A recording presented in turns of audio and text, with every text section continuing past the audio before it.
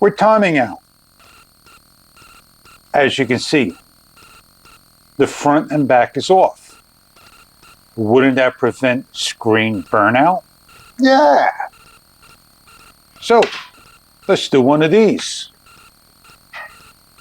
The camera turns on. We're on 4K 60.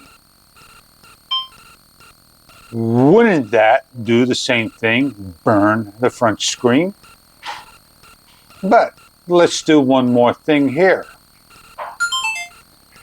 Let's take the 4K 60, bring it down one increment to 4K 50. Well, I am going to exit out, and now we are going to show you that 4K 50 allows you to see the front screen.